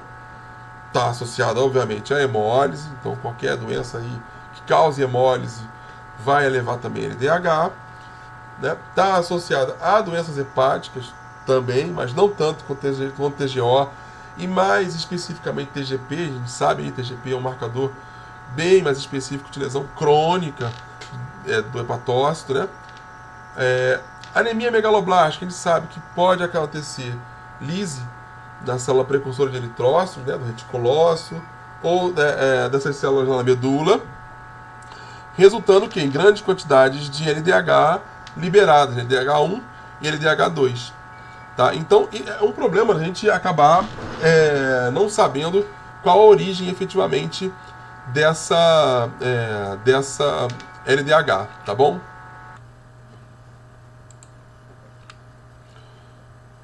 Bom, quantificação então da lactato desogenase, como a exemplo das outras enzimas, né? A gente não mensura, não dosa a quantidade dela, mas sim a atividade da enzima, tá? A atividade dela então vai ser mensurada e os valores de referência são esses, né? A gente vai ter valores de referência diferentes para adultos, para crianças e para os recém-nascidos, né? Então, para o adulto está entre 135 e 214. Você pode ter aí uma variação entre aparelhos, né? Entre laboratórios. Às vezes uma metodologia tem um valor, outro tem outro valor, mas está dentro mais ou menos dessa faixa de valores, né? Tanto para adultos, quanto para crianças, quanto para recém-nascidos, tá bom? Bem, como a gente falou da mioglobina, que é a primeira, é a mais rápida no extravasamento após a lesão no tecido muscular cardíaco, ela sim é a mais rápida, é a mais inicial mesmo, porém ela não é muito específica, porque ela tem, não tem uma isoforme específica para o tecido muscular cardíaco em relação ao tecido muscular esquelético, por exemplo. Então a gente vai ter que avaliar sempre em associação com outros fatores, né, com outros marcadores. Tem uma forma também de você avaliar essa mioglobina inicialmente, que é junto com a anidrase carbônica 3, né? Inclusive isso já foi até objeto de prova, né, de concurso. Isso é uma notinha de rodapé, praticamente, né, na avaliação da função cardiovascular, que é a anidrase carbônica. Ela não é um marcador positivo, né, de lesão cardiovascular, ela é um marcador negativo, né? Significa que quando eu tenho a mioglobina presente, mas sem anidrase carbônica, assim, probabilidade maior de ser de origem cardíaca, né? Enfim. Mas mesmo assim, a mioglobina nunca vai ser avaliada assim, sozinha, ela vai ser avaliada com outros marcadores também, né? Em indivíduos normais, a concentração dela vai depender da massa muscular do indivíduo, além da atividade muscular.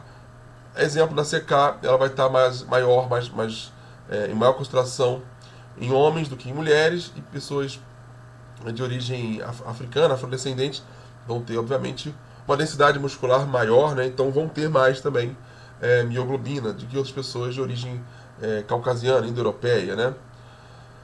Bom, a codificação sérica dela, ela sempre foi defendida, né? Menos mesmo um pouco específica, mas ela vai estar ali sempre em associação com o infarto do miocárdio, com a CKMB na avaliação do infarto do miocárdio, tá? Então, mioglobina, ela tem uma detecção mais precoce, de 2 a 3 horas após o fenômeno, né? É a dor mesmo que o indivíduo sente. Tem um pico de 6 a 8 horas e ela permanece alterada aí por 18 a 24 horas, um aumento aí relativo de 12 vezes, né?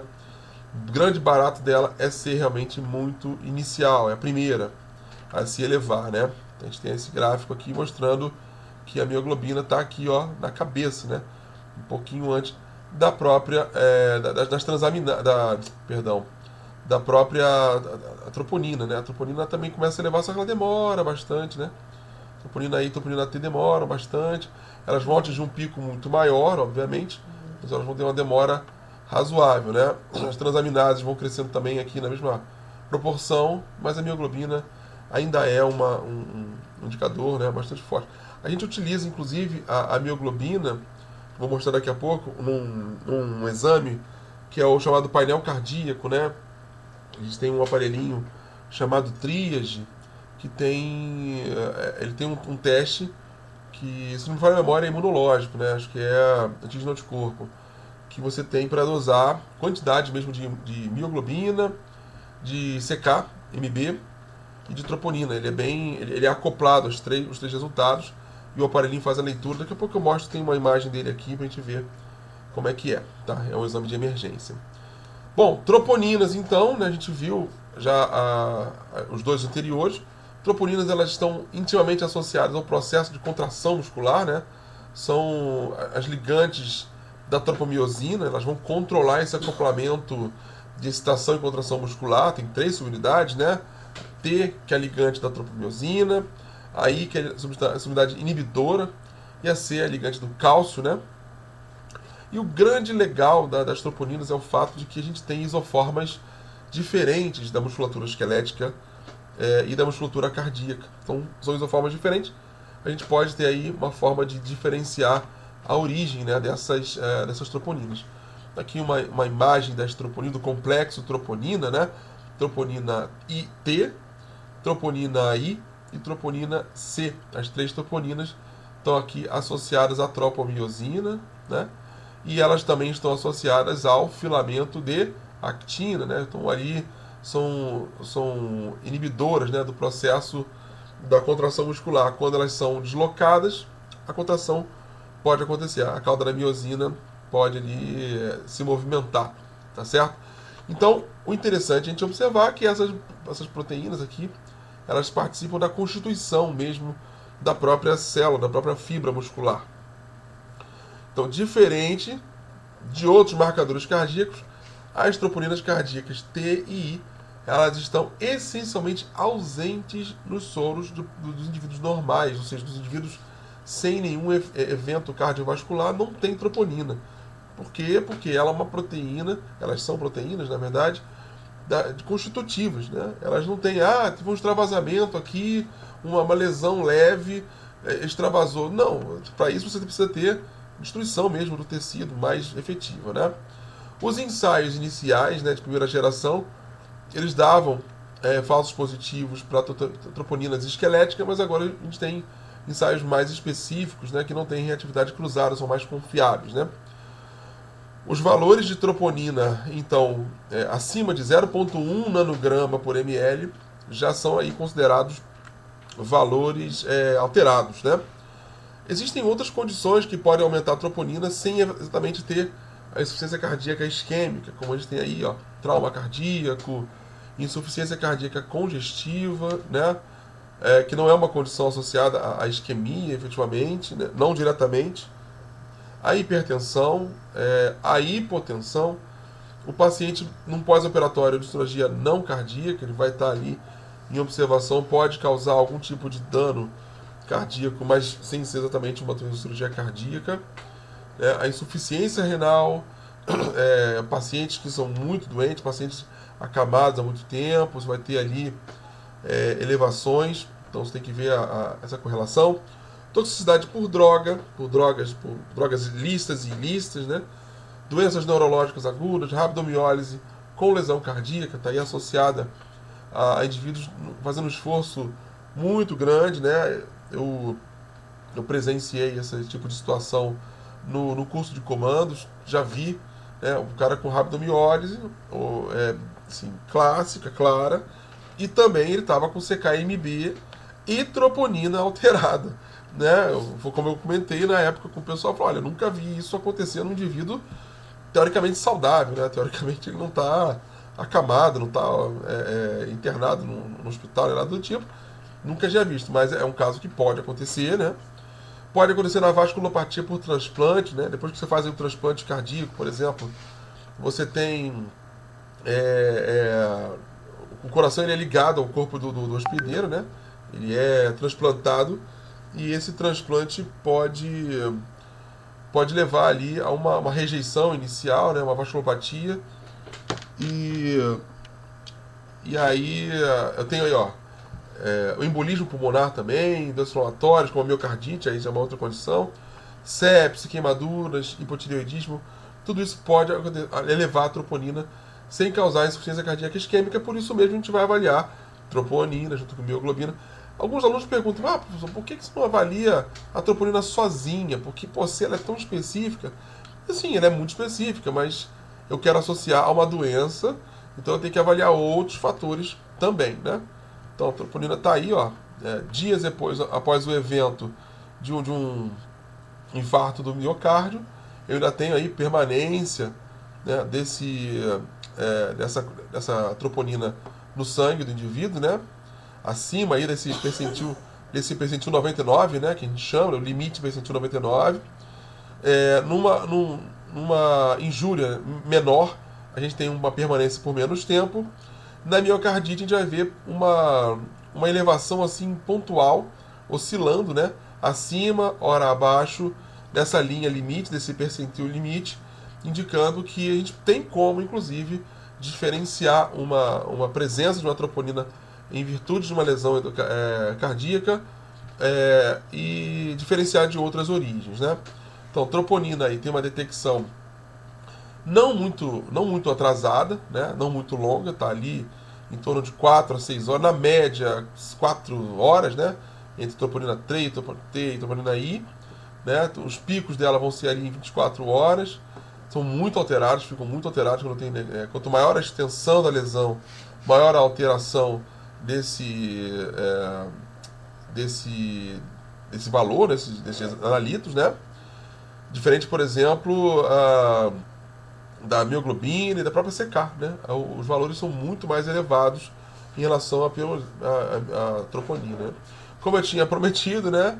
Esse aqui é o aparelhinho que a gente usa muito na emergência, lá na emergência de qualquer hospital hoje em dia está utilizando, que é o Triage, né? O Triage é um aparelhinho de uma empresa chamada Aleri, tá? Eles produzem esse aparelho. Esse aparelho vem associado a um teste rápido, né? Que usa sangue total, uma gotinha só de sangue total. E ele tem um chip identificador, né? Para o teste de exame, o teste que você quer fazer. Você troca o chip, né? Cada caixinha com esses kits vem com um chip, você trocou, dá um resetzinho aqui, coloca o sangue do paciente aqui, ele vai fazer esse caminho, né? Esse caminho aí clássico de testes rápidos. Você insere no aparelho, o aparelho prende, ele trava e faz a leitura de troponina, mioglobina e de CKMB. Então ele dá esses valores aí para você em poucos minutos, né? Em torno de 10 minutos já sai o resultado, então ele é muito útil para emergência, né? Para o dia a dia da emergência de um hospital. Bom, a gente está chegando quase que ao fim, né? Estamos agora, para quem já assistiu até agora, essa aula longa, enfim, a aula é longa mesmo, não tem jeito. A gente vai falar agora dos marcadores de ocorrência, tá? Agora já aconteceu o infarto, e agora? Vamos falar sobre o peptídeo natriurético cerebral, que é um marcador de ocorrência, já aconteceu. Onde é que foi descoberto esse marcador? Bem, lá em 1956, o Henry ele fez um trabalho, né, insuflando um balão no interior do átrio esquerdo de um cachorro, e ele notou que ele viu um aumento do fluxo urinário desse cachorro. Você me pergunta como é que esse cara fez isso e o cachorro continuou vivo e ainda urinou, eu não sei. Sei que o cara fez, e aí ele associou o fato de que um aumento, uma expansão do átrio do esquerdo, né, de um animal, de um mamífero, né, elevou o fluxo urinário.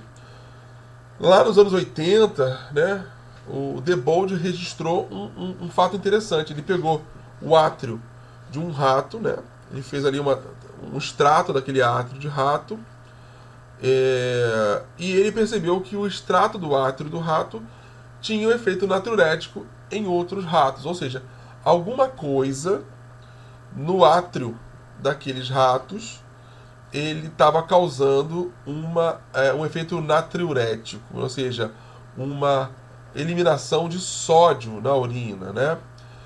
Em 1988 a gente tem o isolamento efetivo, né, dessa proteína, desse peptídeo, que foi isolado do cérebro de suínos e por isso recebeu o nome de peptídeo natriurético cerebral.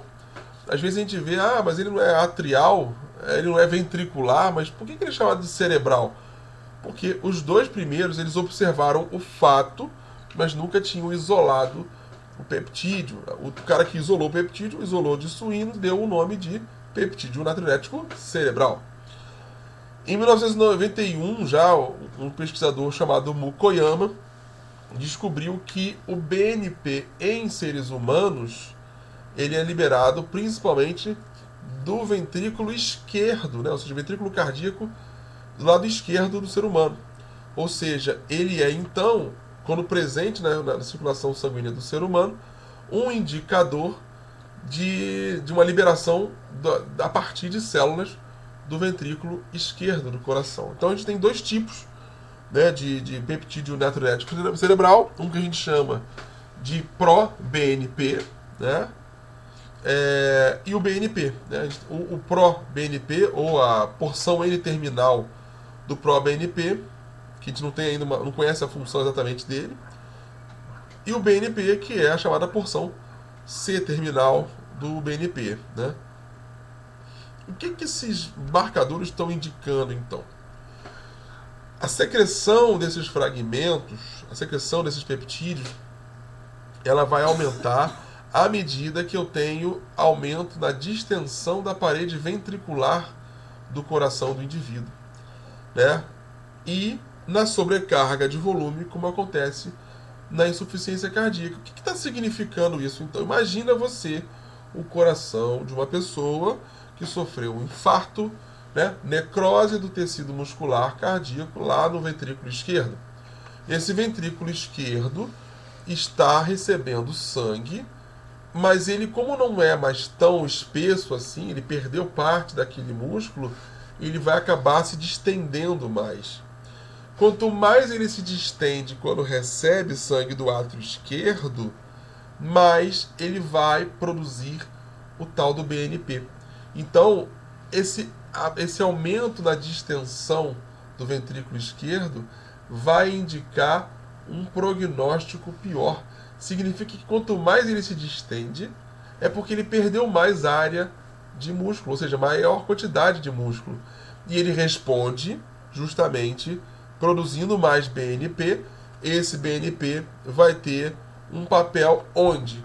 Infrarregulando o sistema renina-angiotensina-aldosterona, reduzindo a atividade nervosa simpática no coração, ou seja, reduzindo frequência, força de contração, né? Reduz também a atividade nervosa nos rins, aumenta o fluxo sanguíneo renal e aumenta a excreção de sódio. Eu reduzo então a pré-carga, eu reduzo a força da contração do átrio para o ventrículo para poder evitar que o ventrículo receba mais sangue do que ele de fato consegue bombear adiante, né? Ou seja, ele é um marcador de ocorrência. Já aconteceu. Ele é um marcador sensível de mudanças na fisiologia vascular, tá certo? Logo, a secreção do BNP reflete o estresse na parede regional dos ventrículos e está associado à remodelagem ventricular adversa. Aquele coração não é mais o mesmo, ele tem que dar um jeito de continuar funcionando, porque o indivíduo está vivo, obviamente, e, por conseguinte, ele precisa evitar uma sobrecarga naquele tecido já lesionado. Então, é um prognóstico ruim, é um pior prognóstico pós-infarto do miocárdio. Então, qual é o valor de referência do peptídeo natriurético cerebral? Tem alguns valores que a gente vai observar, assim, abaixo de 100 picogramas por ml. O valor normal está entre 0 e 70 picogramas por ml. Né? O que é um picograma? Cara, é muito pouco, né? Lembra lá de miligrama, né? Micrograma. Miligrama 10 a menos 3. Micrograma 10 a menos 6. Depois de micro vem nanograma. Nanograma 10 a menos 9. E 10 a menos 12 picograma. Ou seja, é uma concentração muito baixa presente no sangue, que é o valor de referência. Entre 0 e 70 tá, né? Tudo bem, né? Acima de 70, acima de 100 é um valor problema, tá? Bom, o último marcador que a gente ia falar, que na verdade era para ter aparecido um pouquinho antes, que ele é um marcador de suscetibilidade, mas ele, enfim, tá sendo bem avaliado hoje em dia, né? Ele prometo que é o último que eu falo, né? Eu até pensei em falar também sobre dedímero, enfim, mas isso fica para um outro momento. Mas a homocisteína é um marcador de suscetibilidade, a gente viu lá no início, né? Na lesão endotelial do vaso sanguíneo, lá do endotélio vascular cardíaco, principalmente, que a gente avalia. A homocisteína é também um fator de probabilidade de lesão endotelial. O que significa a homocisteína? A homocisteína ela é um intermediário metabólico, né? Ela não é exatamente uma molécula, um aminoácido incorporado em proteínas.